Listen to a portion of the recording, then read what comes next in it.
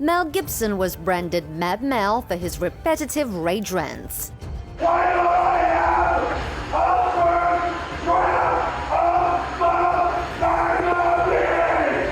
But Mel's aggressive speech was the least of his sins. He's infamous for his offensive labels, threats, and even physical attacks. Hit a woman when she's holding a child in her hand. What kind of man is that? Yet somehow Gibson's stay on Hollywood's blacklist went almost unnoticed. So how did Mel become uncancelled? And why are so many celebs like Robert Downey Jr. and Jodie Foster still on his team? Mel's first major scandal broke in 2006 when the actor was pulled over by the police. Mel Gibson was arrested on the Pacific Coast Highway with a bottle of tequila in his brand new Lexus, and he was clocked at about 84 miles an hour in a 45-mile-an-hour zone. But it wasn't driving under the influence that shocked people the most. Mel insulted a female police officer at the scene. Moreover, he made despicable comments about Jewish people. According to the arrest report, Mel spouted, "The Jews are responsible for all the wars in the world." Not surprisingly, the actor's bad behavior made international headlines. Behind Mel's meltdown, "I drank after my bust." Gibson then proceeded to blame his fury on his problems with booze. He claimed to have started drinking at the age of just 13. Mel also insisted he never meant what he had said, that it had been a moment of weakness. Eventually, he apologized. "I acted like a person completely out of control and said things I do not believe to be true and which are despicable." Public reactions were mixed. Some said his apology sucked. But you know, in vino veritas, we said in Italy, which means when you're drunk, you tell the truth. Naysayers also claimed the whole scandal was badly handled. They felt that because of Mel's powerful position in Hollywood, he got special treatment. I mean, the guy is very powerful, so I don't think he's very afraid of losing anything in his career. In the meantime, Mel gained a scary enemy in Hollywood. Ari Emanuel, a powerful producer then and now, publicly urged the industry to turn its back on the actor. There are times in history when standing up against bigotry and racism is more important than money. Moreover, Emanuel dumped Gibson, who was a long-term client of his WME talent agency. Mel's reputation took a hit, yet he dodged being cancelled or suffering financially. Because just 5 months after the actor's arrest, he produced and released Apocalypto. And within a few years, Gibson shifted his focus to producing studio movies. What's more, he still had pretty powerful allies in the business. For one, Gibson's friend Jodie Foster cast him as the lead in her movie The Beaver, and both Whoopi Goldberg and Robert Downey Jr. urged Hollywood to give Gibson a second chance.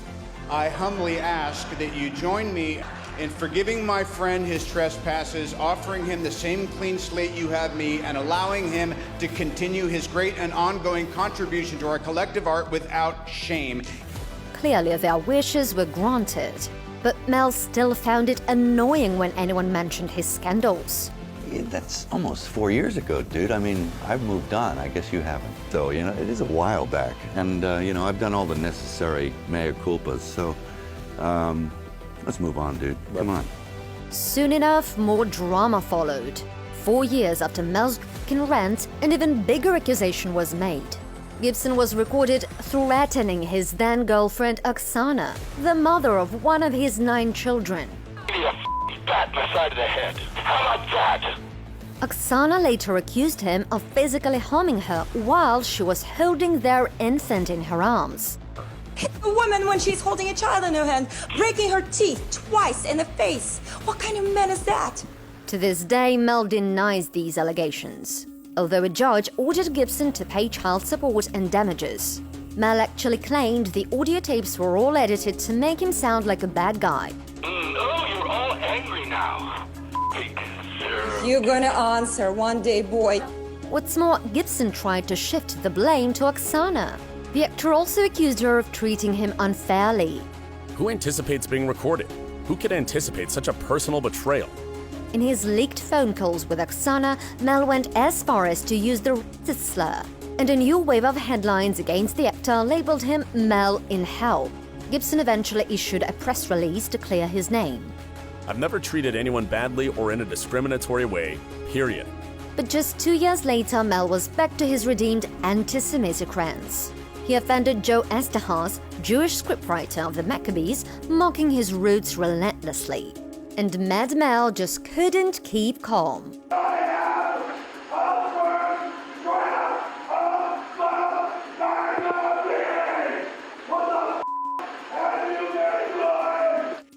But the thing is, Gibson does not realize that his words may hurt, as he uses various offenses even in small talk as a part of his humor. Last year, Stranger Things star Winona Ryder resurrected a bombshell during an interview with The Times. The actress detailed a disturbing run-in with Mel that took place in the 90s. At a party, Gibson insulted her gay friend. Mel asked him, "Oh wait, am I gonna get AIDS?" The actor then allegedly made a vile joke about Winona's Jewish heritage. "You're not an Northern Dodger, are you?" he asked Ryder. Gibson denied these claims too. He accused Winona of lying both then and now. His detractors were vocal, like one Twitter user who called Mel a lowlife who doesn't ever deserve to hold another job in Hollywood. You'd think these stains on Mel's reputation would have ended his career for good. Instead, he's been happily working behind the scenes as a producer and director. In 2016, he received a standing ovation for directing Hacksaw Ridge, and it got 6 Oscar nominations. That even included a nod for Best Director. The notorious filmmaker is also currently in talks to direct Lethal Weapon 5. Gibson's comeback continues to blow many minds, especially in this age of cancel culture. But his loyal fanbase would never drop him. Mel Gibson is one of the greatest actors-directors of our time. We all have battles. The point is to persevere and strive for truth. Today, Gibson has already patched up his relationship with Hollywood power players like Ari Emanuel. Moreover, Hacksaw Ridge producer David Permett said Mel's not the person he's made out to be in the headlines. Numerous people who've worked with the star claim he's a likable guy with a strong work ethic. Those closest to Gibson believe he's been ostracized enough. They think he's a changed man who learned from his mistakes. Yeah, it's a real roller coaster ride. You know, I think I'm the same person I always was, except for people as they go. Time teaches, and you learn as you go. So. What Mel learned along the way is that alcohol brought out the worst in him. But now that he hasn't had a drink in over a decade, he believes he's a better person. Mel also credits his faith for helping him change. I get up every day and I realize I'm not in control of this whole thing. I would say prayer, meditation, exercise, and introspection and self-investigation so that you make sure that you don't get out of line too much. Mel Gibson's story shows that you can strive for forgiveness and move on. But what do you think? Does Mel deserve his place in Hollywood?